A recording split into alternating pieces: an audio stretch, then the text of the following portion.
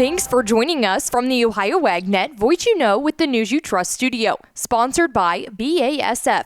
Visit with your local ag retailer about 0% financing on all BASF crop protection, seed treatment, and Zetavo brand soybeans, now through March 15th. Now let's take a look at what's making agricultural news. U.S. corn and soybean futures slipped again this week as traders weighed ample global supplies against sluggish export demand. The U.S. Department of Agriculture said recent export inspections for corn and soybeans fell below last year's pace, adding pressure to prices already near multi-year lows. Analysis at commodity research firm StoneX said large South American harvests and rising global stocks are limiting near-term upside despite seasonal demand. Currency strength in Brazil has encouraged aggressive farmer selling, further swelling global demands. At the same time, U.S. farmers continue to face elevated input costs, squeezing margins as planning decisions approach. Market analysis said weather risk later in the growing season could still inject volatility, but near-term sentiment remains bearish.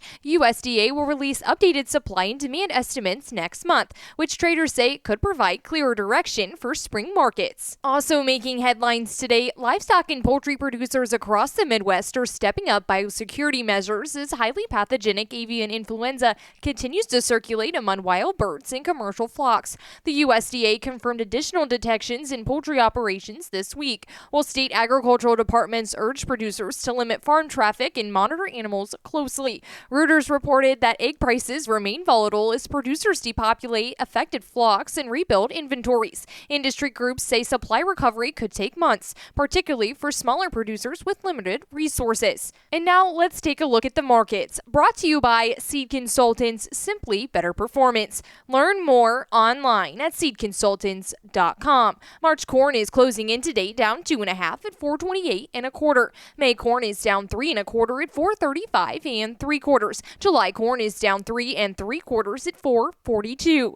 March soybeans are down 8 cents today at 10.64 1/4. May soybeans down 8 3/4 at 10.77. July wheat is down 5 cents at 5.55 3/4. September wheat down 5 3/4 at 5.67 3/4.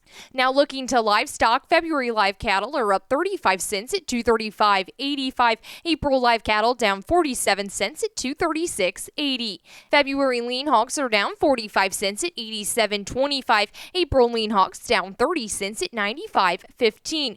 April feeder cattle are down 4.95 at 358.27, and May feeder cattle are down 4.85 at 355.12. Thanks for joining us. I'm Allison Kinney, and you're listening to the Ohio AgNet.